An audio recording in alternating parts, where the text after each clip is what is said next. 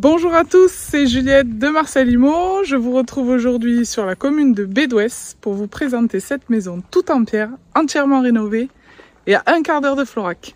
C'est parti!